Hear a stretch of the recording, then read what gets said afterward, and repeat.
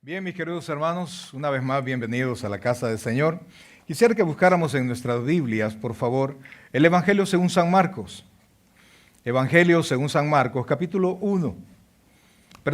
5, versículos del 1 en adelante. Marcos, capítulo 5.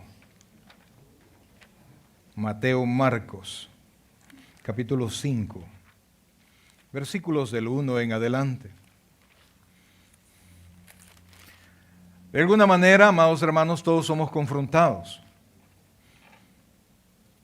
El Espíritu Santo se ha encargado siempre a nosotros de darnos la oportunidad de cuando nosotros vamos a ser confrontados con el Señor. Y cada quien está en sus propios negocios. Cada quien atiende la voz del Señor como quiere. Realmente nadie puede decir que no ha escuchado la voz de Dios. La Biblia dice que el Evangelio será predicado en todo el mundo. Y algunos dicen, pastor, pero hay lugares donde no se predica el Evangelio. No se puede predicar el Evangelio, pero amados, Turquía, por ejemplo, y lugares así, no se puede predicar, pero allí ya se predicó el Evangelio. Las iglesias del Apocalipsis estaban todas en Turquía. Entonces ese lugar se puede ya contar como un lugar donde ya se predicó el Evangelio. Con esto usted se da cuenta que la venida del Señor está más cerca de lo que nosotros podemos pensar. Y un día Dios va a permitir que el Evangelio llegue a todo lugar. ¿Sí? Y así todos y cada uno somos confrontados. Todos y cada uno tenemos un momento de choque y cada quien responde como considera. Y ese es el detalle. Y va a llegar un momento que se va a tomar cuenta, se va a tomar en cuenta la entrega o la ignorancia. La importancia o simplemente el hacer a un lado la palabra del Señor, el camino del Señor. La Biblia dice en Hebreos, ¿cómo escaparemos si descuidamos una salvación tan grande? A eso se refiere. Al momento del llamado, al momento de la salvación, al momento de donde usted dice sí o usted ignora la palabra del Señor. Vamos a leer bastantes versículos, por favor. Vamos a leer del versículo 1 en adelante. Allí dice el endemoniado gadareno, pero al final el tema de ahora es todos somos confrontados. Dígalo, todos somos confrontados. Vamos a leer la palabra y lo vamos a hacer en el nombre del Padre, del Hijo y del Espíritu Santo. Vinieron al otro lado del mar, a la región de los Gadarenos. Y cuando salió él de la barca, enseguida vino a su encuentro de los sepulcros un hombre con un espíritu inmundo, que tenía su morada en los sepulcros, y nadie podía atarle ni aun con cadenas, porque muchas veces había sido atado con grillos y cadenas, mas las cadenas habían sido hechas pedazos por él, y desmenuzados los grillos, y nadie le podía dominar. Y siempre, de día y de noche, andaba dando voces en los montes y en los sepulcros, e hiriendo con piedras. Cuando vio pues a Jesús de lejos, corrió y se arrodilló ante él. Y clamando a gran voz dijo, ¿qué tienes conmigo, Jesús, Hijo del Dios Altísimo? Te conjuro por Dios que no me atormentes. Porque le decía, sal de este hombre, espíritu inmundo. Y le preguntó, ¿cómo te llamas? Y le respondió diciendo, Legión me llamo, porque somos muchos. Y le rogaba mucho que no los enviase fuera de aquella región. Estaba allí cerca del monte un gran hato de cerdos paciendo. Y le rogaron todos los demonios diciendo, envíanos a los cerdos para que entremos en ellos. Y luego Jesús, mire qué palabras, les dio permiso. ¿A quiénes? A los demonios. ¿Y cuántos eran? Muchos, ¿verdad? Y dice, les dio permiso. Y saliendo aquellos espíritus inmundos, entraron en los cerdos, los cuales eran como 2,000, Y el hato se precipitó en el mar por un despeñadero, y en el mar se ahogaron. Y todos los que apacentaban los cerdos huyeron, y dieron aviso en la ciudad y en los campos, y salieron a ver qué era aquello que había sucedido. Vienen a Jesús, y ven al que había sido atormentado del demonio, y que había tenido la legión, sentado, vestido, y en su juicio cabal. Tuvieron miedo. Y les contaron lo que habían visto, cómo le habían acontecido al que había tenido al demonio y lo de los cerdos. Y comenzaron a rogarle que se fuera de sus contornos. Repito el versículo 17. Y comenzaron a rogarle que se fuera de sus contornos. Al entrar él en la barca, el que había estado endemoniado le rogaba que le dejase estar con él. Mas Jesús no se lo permitió, sino que le dijo: vete a tu casa, a los tuyos, y cuéntales cuán grandes cosas el Señor ha hecho contigo, y cómo ha tenido misericordia de ti. Y se fue, y comenzó a publicar en Decápolis cuán grandes cosas había hecho Jesús con él, y todos se maravillaron, Vamos a orar.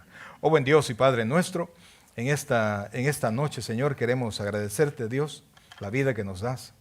Pero también, Padre, la oportunidad de escuchar tu palabra.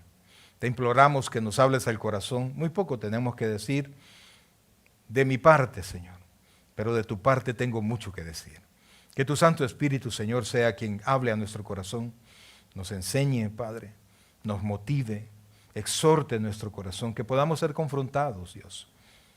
Porque realmente, Padre, todos hemos tenido la oportunidad de escuchar de las buenas nuevas. Pero para algunos, las buenas nuevas solo son de este mundo. Ayúdanos, Dios, a entender. Ayúdanos a presentarlo. Ayúdanos a aceptarlo. Pero por sobre todo, ayúdanos a vernos a nosotros mismos, Dios. Y entender qué parte de todo esto tenemos nosotros. Gracias, Padre. Háblanos al corazón. Te lo suplicamos, Dios. En el nombre de Jesús decimos todos. Amén y amén. Pueden sentarse, por favor. Pues fíjense, amados hermanos, todos de alguna manera somos confrontados con todas las cosas que pasan a nuestro alrededor. Todo nos afecta.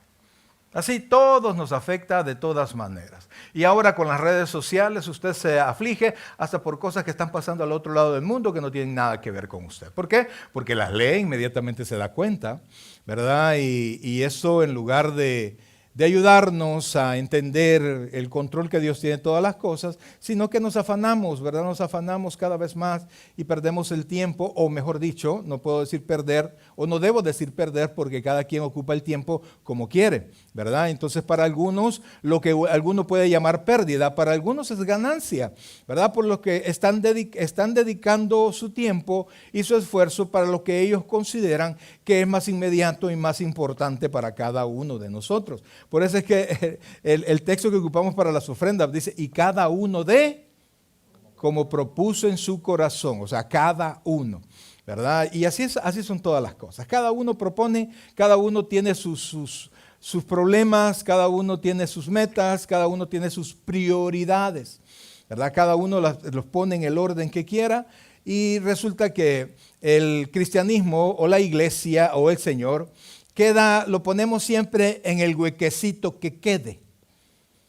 ¿Cómo así, pastor? No, ¿cómo creerá usted eso si para mí Dios es lo más importante? ¿Será? Cuando de repente surge un compromiso y hay culto, ¿qué prefiere usted? ¿A dónde va? Cuando hay problemas, de repente en su trabajo, necesitamos a alguien que quiera hacer horas extras, vamos a pagar overtime. Pero tiene culto. ¿Qué hace usted? Entonces, cada quien tiene sus propias prioridades, ¿no?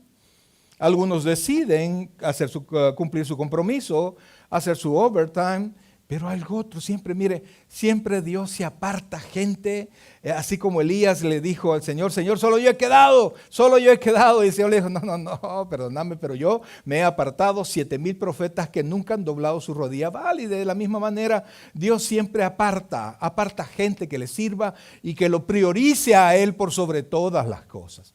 Entonces, como les digo, todos enfrentamos, todos somos de alguna manera confrontados y cada quien recibe la confrontación como mejor le parezca, porque nosotros quitamos la vista a lo que Dios dice que va a pasar en el futuro. Y lo que tenemos ahora, o lo que es el secularismo, es el hecho de mi tiempo ahora, de lo que estoy viviendo, de lo que se está viviendo el mundo, en la vida secular. Se vuelve más importante. Lo secular es lo que no tiene nada que ver con lo eterno, con lo que estamos viviendo. Entonces, dependiendo de nuestra cosmovisión, así respondemos.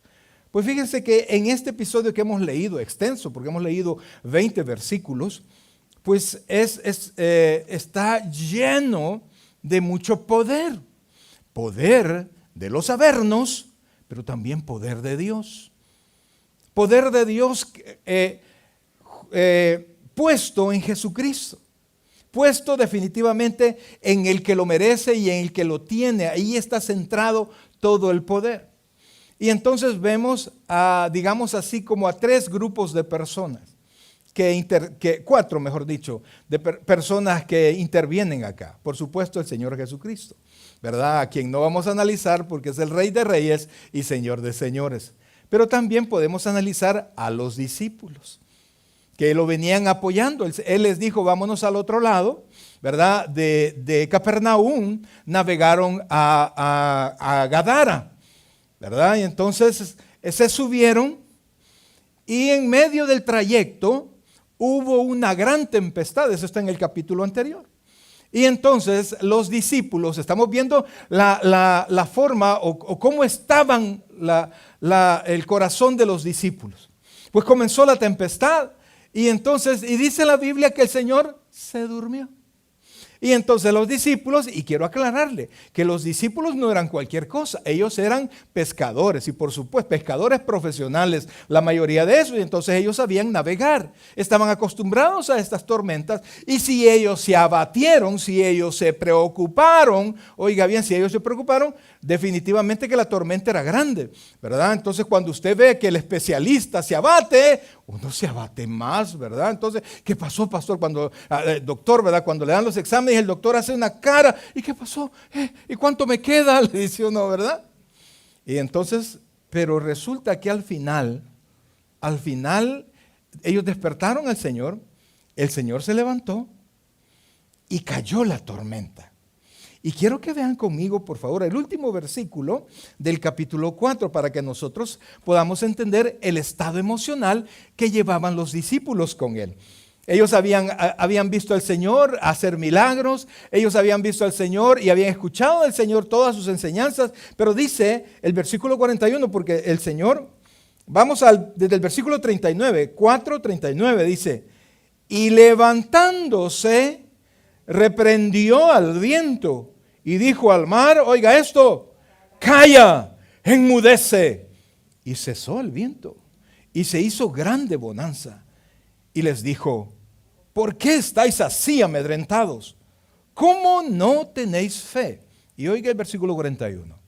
Entonces temieron con gran temor y se decían el uno al otro, ¿quién es este que aún el viento y el mar le obedecen? La Biblia dice que en medio de la tormenta ellos estaban abatidos, ellos estaban con temor.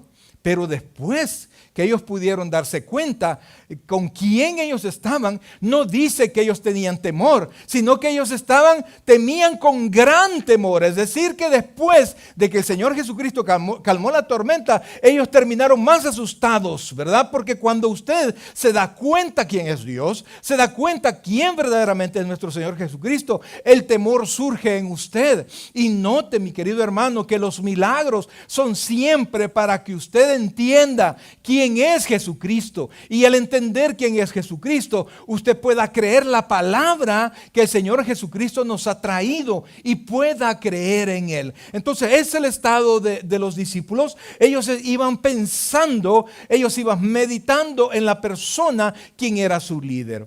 Ahora, al llegar a Gadara, Gadara está en un lugar que se conocía como Decápolis, eran 10 ciudades, ¿verdad? Entonces, él llegó e inmediatamente que él llegó, se acercó un endemoniado, se acercó una persona, ¿verdad? Que ahí dice que el estado de esta persona parecía un loco, y no solamente parecía loco, o sea, no era un problema solo mental, porque lo encadenaban y él rompía las cadenas y hasta los grillos y todo lo hacía pedazos, de tal manera que no había nadie que lo pudiese detener, y era una persona peligrosa, porque dice la Escritura que hería a las personas con piedras. En otras palabras, era una amenaza, y todos quizás caminaban, tened cuidado que ahí está el endemoniado, ¿verdad? Tened cuidado que ahí está fulano, porque lo conocían, porque era de la región, pero no lo podían ayudar, no lo podían contener, ni siquiera podían meterlo preso, porque la fuerza de ese hombre era tremenda. Entonces, ahora yo le quiero preguntar a usted, ¿no tenemos nosotros dentro de nuestra familia, o no fuimos nosotros como ese endemoniado? Quizás no golpeábamos a nadie, pero estábamos metidos en unos rollos, en unos problemas, estábamos metidos en drogas, estábamos metidos en alcoholismo, estábamos metidos en adulterio, y nuestros padres se acercaban y nos decían, hijo, por favor, entendé. Eso no es para ti, eso no es correcto, no sigas haciendo lo mismo. Pero habían cadenas de maldad en nuestro corazón que no entendíamos, oiga bien, no entendíamos lo que nos decían y no entendíamos verdaderamente quiénes éramos nosotros. Cuando el endemoniado se acercó al Señor Jesucristo, porque fíjense que el Señor Jesucristo no hizo como muchos andan haciendo, andan buscando endemoniados para exorcizarlos. La Biblia no aparece, que no sale ni en ningún momento que el Señor Jesucristo andaba buscando endemoniados para sacarlos. No, cuando Él caminaba, los endemoniados se aparecían a Él e inmediatamente doblaban rodillas delante de Él. Reconocían la autoridad de Él. No había manera, amados hermanos. La gente que estaba a su alrededor, eso era un espectáculo, ver que los demonios se rendían al Señor. Y entonces esta persona se acercó, pero no se acercó por él mismo, sino que los demonios buscaron al Señor y se rindieron al Señor. Y le rogaban que no los castigara.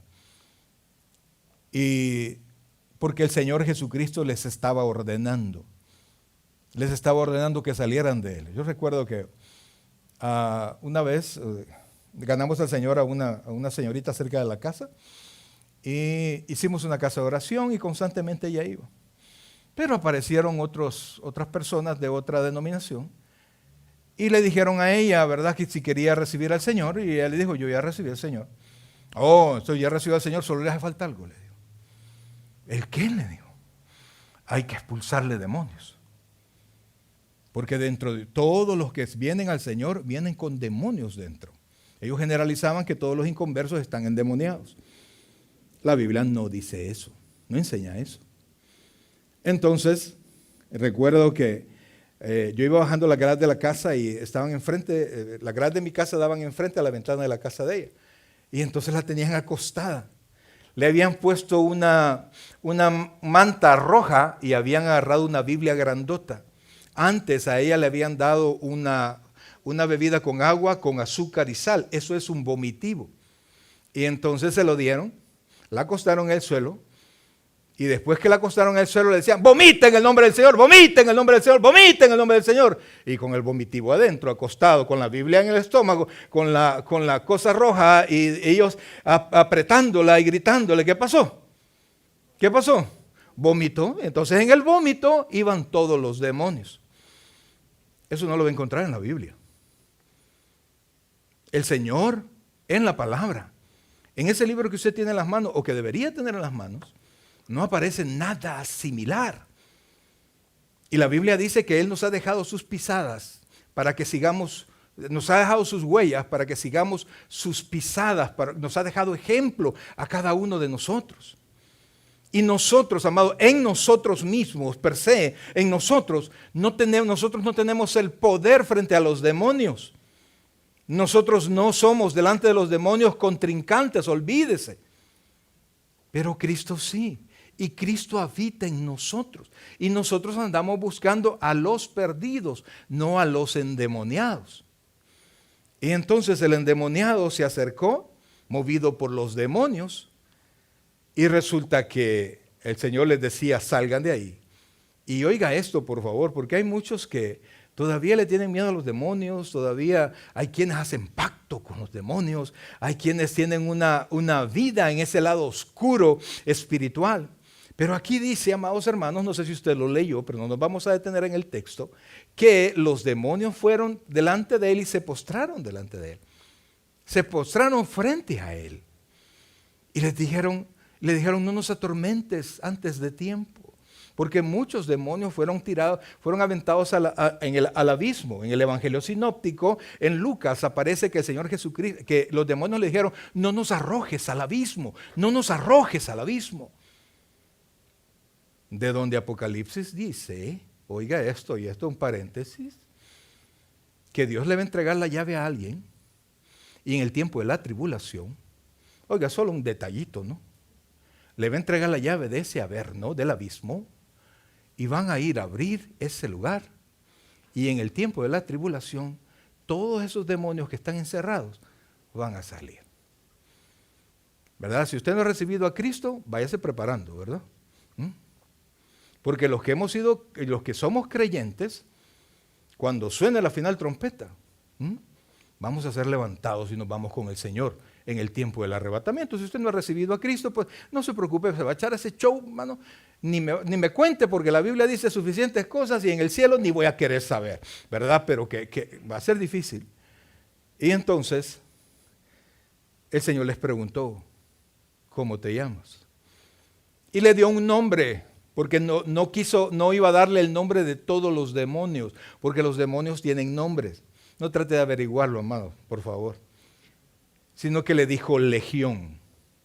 Legión es un nombre que se utilizaba en el ejército para determinar un grupo de soldados bajo una sola persona. Podían ser 50 y podían ser hasta 5,000.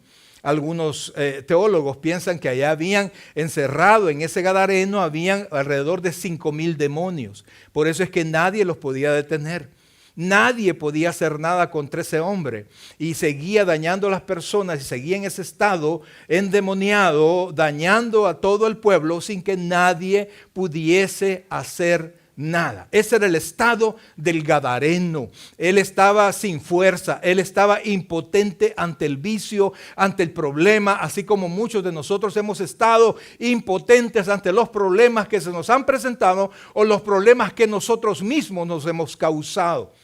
El alcoholismo, la drogadicción y la pornografía y todas esas cosas, somos algo en lo que nosotros nos hemos metido solitos, amados. Hemos sido invitados por alguien y nos hemos metido y después ya adentro es tremendamente difícil salir de ahí y usted necesita una mano poderosa que lo saque de ahí para poder salir. Se lo digo yo como exalcohólico, amados hermanos. Yo pensaba que yo podía dejar de beber cuando yo quisiera. Hice intentos, dejaba de beber 3 meses y luego volví a beber más de lo que había bebido antes. No podía yo soltarme de eso hasta que la mano de Dios llegó a mi vida y Él me sacó de allí. Amados hermanos, mire, entonces el Señor Jesucristo confrontó a esto y le dijo, sal de él, sal de él. No le hizo tomas. No le hizo, vamos a hacer un culto, vamos a llamar un grupo de alabanza, vamos a hacer esto, nos vamos a poner ayuno y oración. No, porque todo el poder está en Jesucristo. En Él habita, dice la Escritura, dice Colosenses, la plenitud de la deidad. Todo lo que usted necesita está en Jesucristo. Todo. Desde salud, dinero, protección, todo lo que usted necesite. Comenzando por la salvación. Porque de nada le sirve, amados. Mire, yo quiero que se ponga a pensar. Yo sé que algunos de ustedes han comprado casa, han comprado carro, han hecho esto, han tenido viajes, han tenido esto. Ahora yo le pregunto, ¿usted es más feliz desde que compró su casa? ¿Hay alegría por lo que usted tiene desde que compró su carrito nuevo? ¿Usted es una persona más feliz? Yo quiero que medite eso. Yo quiero que usted ponga su entendimiento en esas cosas. Porque las cosas, oiga bien, por favor, nunca le van a traer el gozo y la alegría que solo Cristo puede dar. Las cosas, amados hermanos, se quedan en nuestros sentidos. Pero el gozo está en nuestro corazón, en nuestra alma. Y a ese lugar solo Jesucristo puede llegar. No importa lo que coma, no importa lo que se ponga, no importa lo que conduzca o no importa dónde y con quién usted duerme. Su gozo está en Jesucristo. Y por eso yo le puedo decir, completa con toda la seguridad, todo lo que usted necesita está puesto en Jesucristo solamente. Entonces, amados hermanos, vemos ahí al gadareno impotente, lo que es el endemoniado, no los demonios, el endemoniado, no podía salir de ahí. Nadie lo había podido sacar de ahí. Le aseguro que, y ahí se confirma, ¿verdad?, lo que siempre he pensado yo. Un padre, oiga esto, es tan feliz como el más triste de sus hijos. Usted no puede ser feliz si su hijo está triste. Usted no puede estar lleno de gozo si su hijo está sufriendo, si su hijo está preso, si su hijo está enfermo, está metido en líos, está enamorado de alguien que no debe estar enamorado. Usted no puede ser feliz porque sabe todo lo que le viene a su hijo. Entonces, él fue confrontado. El joven gadareno fue confrontado. Y fíjense, amados hermanos, todos somos confrontados de una y otra manera. En la conversión de alguien, por ejemplo, y hablo de mí, ¿no? Porque así no se me enoja a nadie. Bueno, ella sí se enoja a veces, pero ni modo, ¿verdad? Cuando yo recibí al Señor, les he contado un montón de veces que yo era alcohólico. Ella me soportó 10 años de alcoholismo. Oiga eso, 10 años de alcoholismo. Y entonces, pero los últimos 2 años, ya lo que se conocía en El Salvador, mal trago. ¿Alguien conoce ese hebreo? ¿Verdad? Ya, si no, imagínenselo, ¿verdad? Ya terminaba peleando, ya hacía relajo. Y entonces, pues toda la colonia llegó a conocerme por eso. Y salíamos, cuando querían hacer fiesta, y me llegaban a hablar a mí para que la organizáramos, hiciéramos y participáramos de todo eso. Sabían que conmigo siempre podían contar, ¿verdad? Para cualquier beba, fiesta y todo eso. Entonces, de repente conocí al Señor. Cuando me vieron como cristiano, cuando me vieron que yo recibí al Señor, y de repente me vieron con una Biblia en la mano. Amados, mire, la colonia entera, porque allá en El Salvador, usted sabe, es por colonias, ¿no? Todos, como todos me conocían y yo los conocía todos y conocían mi historia, todos se reían de su servidor. Entonces, claro, se reían detrás de mí, no frente de mí. Y entonces le decían a mi suegra, no, Mario, un mes le doy. Un mes. Pasó el mes. 3 meses lo más. A los 6 meses. Pasó un año. Año y medio. Pasaron 2 años. Y de repente, en la colonia, ya no era Mario el Bolo. Era el hermano Mario. Todos los viernes, y todos los martes y todos los viernes, habían coritos en la casa del Bolo. Había una reunión de oración. Y comenzaron aquellos que un día me señalaron, comenzaron a llegar a la casa de oración. Cuando los que más se rieron porque yo me había hecho cristiano, porque no confiaban en la transformación que podía hacer el Señor en mí, llegó uno de ellos, el que más se burlaba, el peor de los detractores. Llegó con su hijo enfermo. Cuando llegó a tocar, la esposa llevaba el niño, así que él llegó, tocó, y yo lo vi, y ahora ¿qué quiere? Dije, porque sí se había burlado. Y entonces, cuando llegó, Mario, y yo me hice, casi que no le hice caso, y seguí caminando. Hermano Mario, me dijo, frené. Me di la vuelta. Por favor, ore por mi hijo. ¿Cómo no pasarle? Ese día recibió al Señor. Él, su esposa. Y a partir de ese día llegaron, porque Dios hizo las obras. Mire, yo no jamás he hecho un milagro. Dios sanó a su muchacho. Y la gente comenzó a ver que Dios había roto esas cadenas. Yo no sé, yo digo que no habían endemoniados, pero que estaba bien metido en problemas, sí lo estaba. Y Dios cortó. La Biblia dice que el yugo es roto por la unción. Y por eso vuelvo y le digo, lo único que usted necesita es Cristo. Pues entonces, conoce la historia, ya la leímos, y fueron confrontados. Ahora, ¿qué nos confronta? Yo quisiera que fuera conmigo, por favor, al Evangelio según San Juan, capítulo 16, versículo 7. El Evangelio según San Juan, capítulo 16, versículo 7. Porque todos de alguna manera somos confrontados. Mis vecinos se fueron confrontados con la conversión de este servidor. Nadie les hablaba del Señor, solo alguien, porque yo no les hablaba, porque a mí me daba pena. Miren más, les he contado no sé cuántas veces, ¿verdad? Que mi suegra, que me había visto todos los relajos que yo hacía. De repente íbamos saliendo, íbamos a medio pasaje y mi suegra solo sacó la cabeza y nos gritó, ¡hipócrita! Nos gritó. Y ella me dijo, uy, ¿cómo nos dice? Entonces, venite para acá que es cierto. Y todos sabían mi testimonio. Y yo que podía hablar, mire, yo no había tenido ni siquiera valor de hablar del Señor porque ella sabía. Mire, ella tenía un negocio en Sonsonate, ¿cómo se llama? Esa freezer se lo vacié no sé cuántas veces, las veces que iba. ¿Y cómo no iba a saber ella? ¿Y cómo no iba a tener desconfianza de que este servidor iba a cambiar? Ahora, ¿qué es lo que en verdad nos confronta a nosotros? Juan capítulo 16, versículo 7. 7, por favor. Dice así. ¿Lo tenemos? 16, 7. Ahí estamos. Pero os digo la verdad.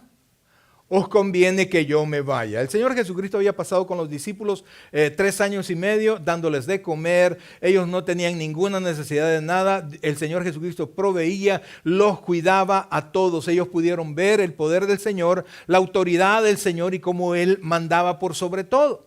Y entonces dijo, pero yo os digo la verdad, os conviene que yo me vaya. Ellos no podían entender cómo va a ser que nos va a convenir que tú te vayas si contigo tenemos todo. Pero había un detalle, para que ellos fueran bendecidos, ellos tenían que estar a la par del Señor, físicamente.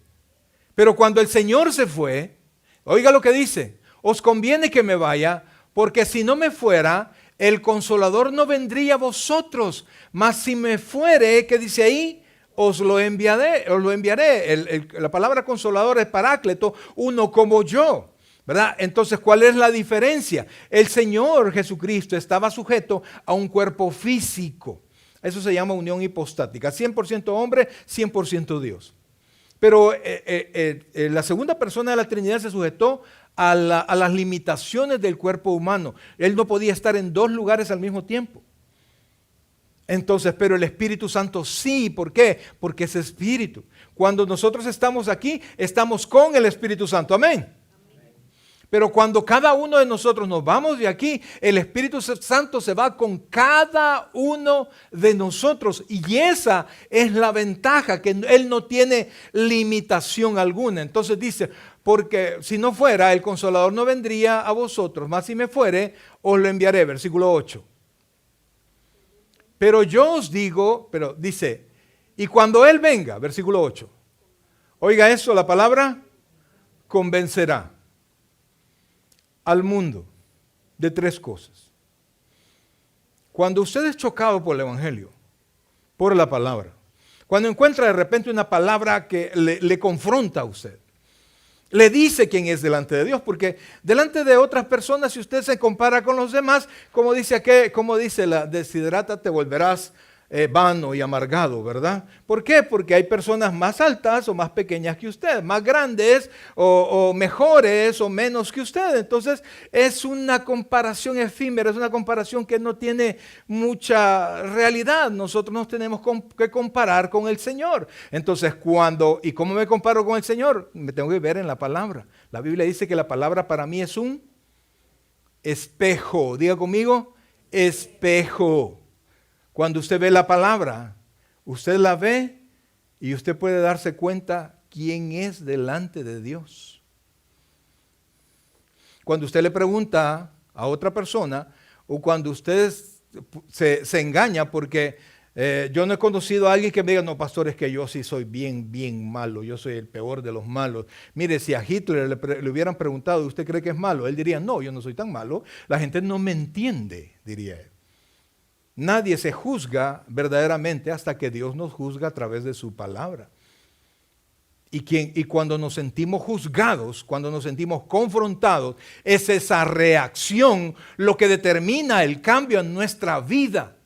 Es lo que esa palabra hace en nosotros, nos confronta y la reacción que nosotros tengamos de esa palabra es lo que nos va a hacer salvos o nos va a hacer que nosotros sigamos caminando como hemos llegado. Fíjense que la Biblia no le interesa a alguien, no le interesa tanto cómo murió a alguien físicamente, porque de alguna manera nos vamos a morir, sino que a la Biblia le interesa si usted murió en la fe o no murió en la fe, o murió en la fe, o murió en sus pecados, o murió en la fe, o murió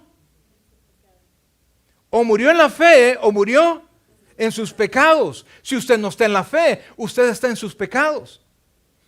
Y de eso es lo que se preocupa la Biblia. Entonces el Espíritu Santo viene y nos convence, contraargumenta, toma nuestros pensamientos y a través de la palabra nos confronta, porque no hay confrontación que lleve a la salvación que no sea a través de la palabra y por medio del Espíritu Santo. Entonces dice, cuando Él venga, ¿quién es el que iba a venir? El Espíritu Santo. ¿En lugar de quién? De nuestro Señor Jesucristo. Entonces dice, cuando Él venga, convencerá al mundo de tres cosas: de pecado, de justicia y de juicio. ¿Cuáles son las tres cosas? Amén. Esas son las tres cosas. Yo le pregunto a usted, ¿habrá alguien aquí que haya pecado? Levante la mano los pecadores. El premio no te exime, hijo, así hay que levantarlo. Eso. ¿Y la paga del pecado? Es muerte. Pero para llevar esa muerte tenemos que ser enjuiciados. Y vamos a ser enjuiciados. Y somos enjuiciados por la palabra. Entonces dice, de pecado, de justicia y de juicio. Versículo 9. Ponga atención a esto, por favor. De pecado, ¿qué dice? Por cuanto no creen en mí. Pastor, pero es que yo estoy haciendo el esfuerzo por no pecar. Ponga atención a esto y no me duerma. Yo estoy haciendo el esfuerzo por portarme bien, pastor, para alcanzar la salvación. ¿Cuántos han escuchado eso? Alcancemos la salvación. Y vamos caminando poco a poco y perseveramos para ser salvos. Amados, usted no persevera para ser salvo. Oiga esto, usted no persevera para alcanzar salvación. Porque usted es salvo, usted puede perseverar. No es de otra manera, porque entonces usted me dirá, la salvación se gana. Y la salvación la conquistó Cristo en la cruz del Calvario. Para mí es por gracia. Entonces, el remedio del pecado, ¿cuál es? Amados, no es el psicólogo, no es el psiquiatra. Aunque digan que el alcoholismo, que todas estas drogas y todo eso se vuelve una enfermedad. No, hermano amado, es pecado. Y un pecado frontal contra Dios. La Biblia dice que el pecado es la infracción a la ley. Nosotros no cumplimos. Y fíjense que Dios exige perfección. Ser santo porque yo soy santo. Como vuestro Padre es perfecto, sed también vosotros perfectos. Le pregunto a usted, ¿quién alcanza ese nivel? Y a nosotros se nos va a juzgar con la perfección de la ley de Dios. Y por eso, amados hermanos, el que sea juzgado por su pecado, quiero decirle que no tiene ningún tipo de esperanza. ¿Por cuánto? ¿Qué dice ahí? No creen en mí, no en mí, sino que el Señor Jesucristo, porque Él fue el precio, Él fue la paga por nuestros pecados. Entonces, cuando usted cree en Él, la justicia de Cristo, voy a ocupar una palabra y ponga atención a esto, no es mala palabra aunque parezca, la justicia de Cristo se me imputa a mí. ¿Alguno ha escuchado hablar del el imputado? Es la persona que considera que ha cometido un delito y lo llevan a juicio. No es culpable hasta que sea vencido en juicio. Pero resulta que Dios nos vio pecar y Dios es el juez. Y Dios nos da una sola salida y esa salida se llama Jesucristo. No importa qué tan bueno sea usted, considera que usted es bueno. Cuando se confronta con el Señor, cuando usted ve a Dios, amados hermanos, lo peor que nosotros podemos pensar es que yo puedo alcanzar esa salvación. Y por eso es que el Espíritu Santo me confronta a mí. Y lo primero que muestra es mi pecado. De nadie se puede librar de esto. Y dice, de pecado por cuanto no cree en mí. Versículo 10, por favor. De justicia por cuanto voy al Padre y no me veréis más. ¿Por qué de justicia, amados? Porque lo que le decía hace un rato, Dios pide justicia perfecta.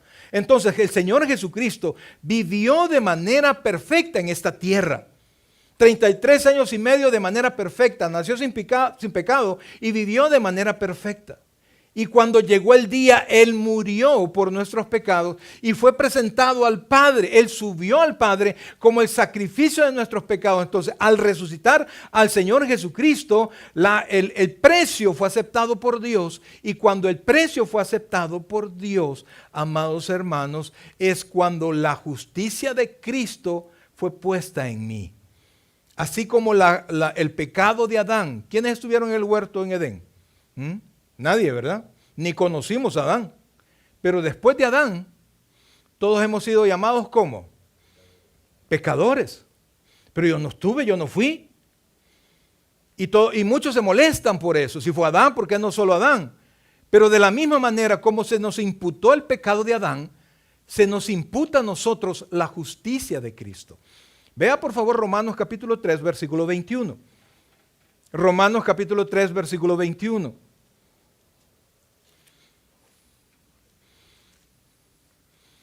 Oiga esto, por favor. Porque Dios está hablando de su justicia. Y la justicia es el cumplimiento 100% de la ley. ¿Lo tiene ahora? Lo tiene, dice ahí, oiga esto.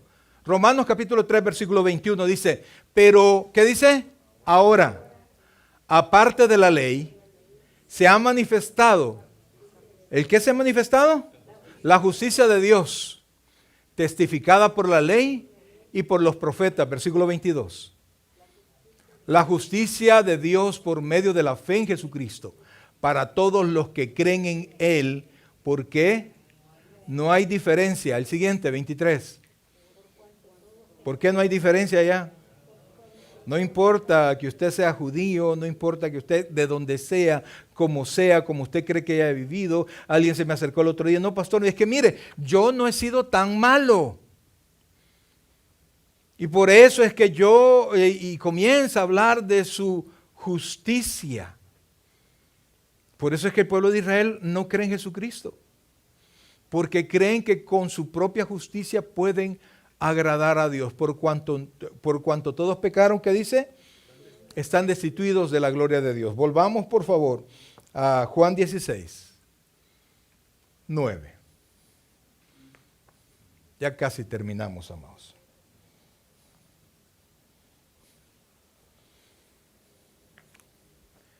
Dice, de pecado, por cuanto no cree en mí. Versículo 10. De justicia, por cuanto voy al Padre y no me veréis más. Y de juicio, por cuanto el príncipe de este mundo ha sido juzgado. Cuando usted decide seguir pecando y olvidarse del Señor, amados hermanos, usted se vuelve a incorporar al destino de Satanás. El infierno no fue hecho para usted. El infierno fue hecho para Satanás y sus secuaces. Si usted no ha creído en Cristo, usted sigue el paso de Satanás. Satanás no está en el infierno. Satanás anda por aquí. Y aunque aquí está la reunión de los santos, esto no está excluido de la presencia del mal. Por eso es que Cristo tiene que estar en nuestros corazones y todos somos confrontados de una manera. Volvamos al texto para terminar, por favor, con el que comenzamos. Marcos 5. Y vea lo que dice, por favor.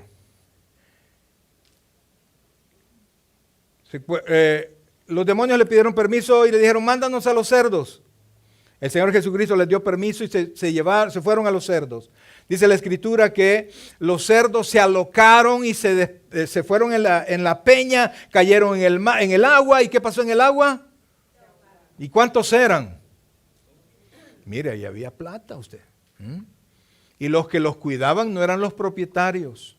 Porque usualmente los pastores de ovejas y de todos estos animalitos no eran los dueños. A ellos les pagaban por cuidarlos. Y entonces, cuando pasó eso, los hombres vieron lo que Dios había hecho. Pero les preocupaba más que el compromiso que tenían con los dueños de los cerdos. Y en lugar de doblar rodillas y creer en el Señor Jesucristo, ¿qué hicieron? Patitas, ¿para qué te quiero? Vamos a ver y que no se vaya a ir, porque tiene que responder por lo que ha hecho. Deténganlo, que no se vaya. Y fueron a traer a los dueños de los cerdos. Su ingreso, su negocio. Y entonces cuando ellos llegaron y vieron, dice la Escritura, mire lo que dice que vieron. Versículo 15. Vienen a Jesús y ven al que había sido atormentado del demonio y que había tenido la legión. ¿Cómo lo vieron? Sentado. ¿Por qué? ¿Por qué lo primero que les dicen era que estaba sentado? A saber qué tipo de loco era, hermano. No se podía estar quieto, no se podía estar sin gritar, sin golpear a alguien. Y entonces dice, sentado. Y además, ¿por qué dice la Escritura que lo encontraron vestido? ¿Por qué cree usted? Andaba siempre desnudo. Y dice, y en su juicio cabal. Y en lugar de alegrarse porque se iba a quitar ese tormento, ¿qué hicieron? Tuvieron miedo. Vea que dice diferente del temor. Y el versículo 16. Y les contaron lo que había visto, cómo le habían acontecido al que había tenido al demonio y lo de los cerdos. Versículo 17. Y comenzaron a rogarle que se fuera de sus contornos. Todos somos confrontados, amados. Pero cada quien responde según sus prioridades. ¿Cuáles eran las prioridades de esta gente? ¿Qué era más importante para ellos?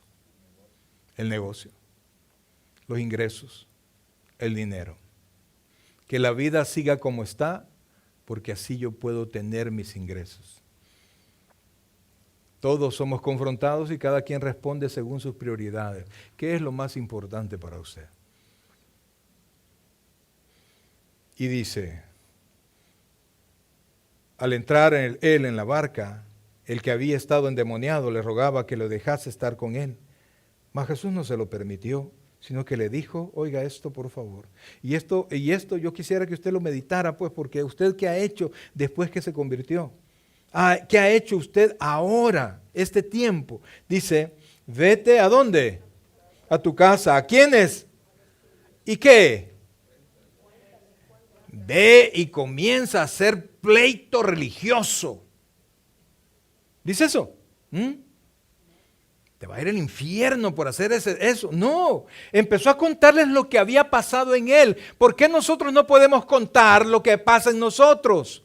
¿Por qué nosotros no podemos ir a la gente que nos conoce y decirle, mira, Dios bendice, Dios cambia el corazón, Dios transforma la vida de las personas? ¿Por qué no podemos hacer eso? ¿Por qué? A ver, ¿por qué? ¿Por qué mejor nos callamos con aquellos que nos conocen? No, pastor, vámonos para Sacramento a ganar almas. Y si es posible a Las Vegas, pastor. ¿No? ¿Por qué? este lado. ¿Por qué, hermanos?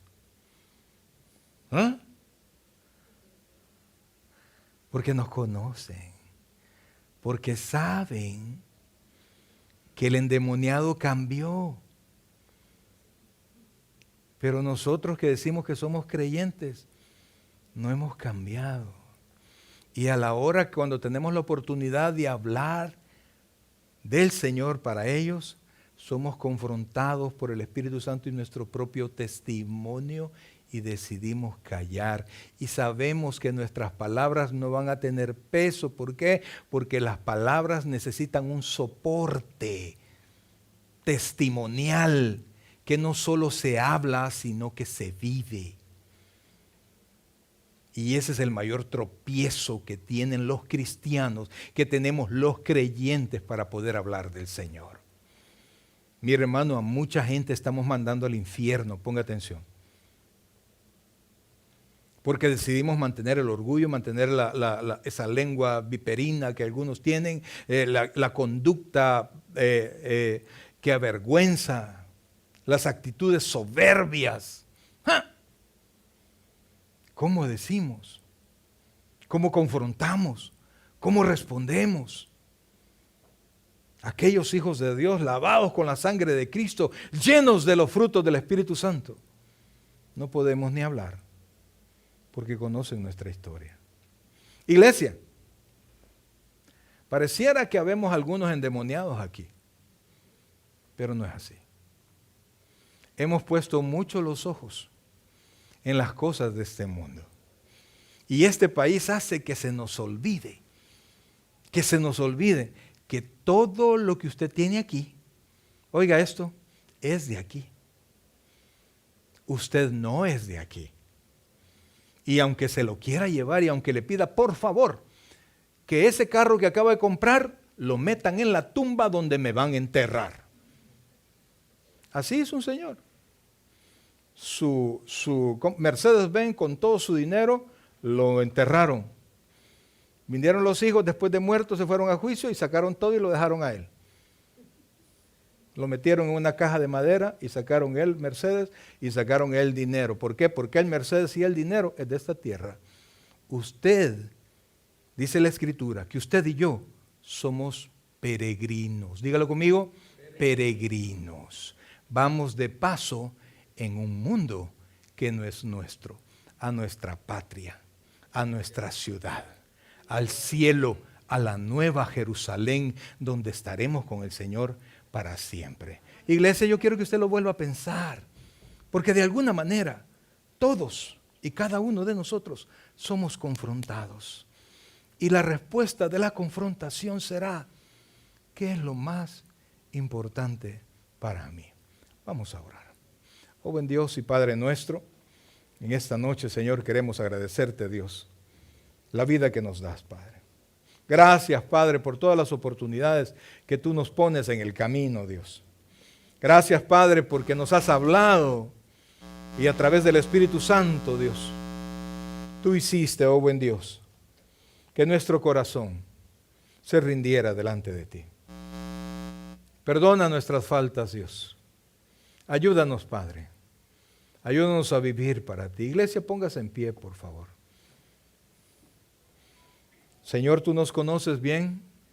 Pasen, por favor, hermanos. Tú nos conoces bien. Y hoy, Padre, sabiendo que tú nos hablas a nosotros hoy, nos humillamos delante de ti, Señor.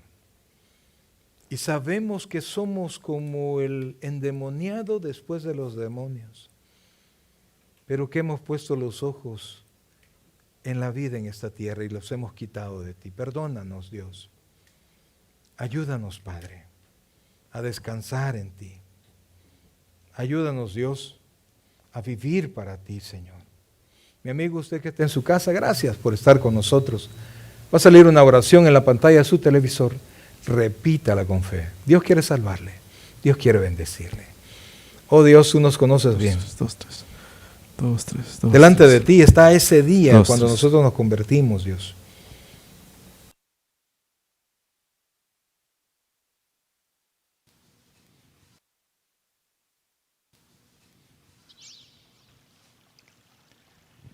El predicador ha terminado su mensaje. Le invitamos que reciba a Cristo como su Señor y Salvador personal. Invóquele de la siguiente manera: Señor Jesús, yo te recibo hoy como mi único y suficiente Salvador personal. Creo que eres Dios, que moriste en la cruz por mis pecados y que resucitaste al tercer día.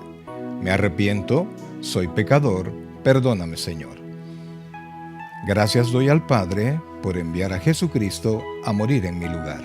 En Cristo Jesús, mi Salvador. Amén. Bienvenido a la familia del Señor. Le invitamos que se congregue con nosotros en nuestra iglesia ubicada en 2685 calle número 20, San Pablo, California 94806. En nuestros servicios presenciales, viernes 7 p.m. y domingo 6 p.m. Nuestros servicios en línea, estudio bíblico, miércoles 7 p.m. a través de Facebook Live. Gracias por sintonizarnos y que el Señor te bendiga.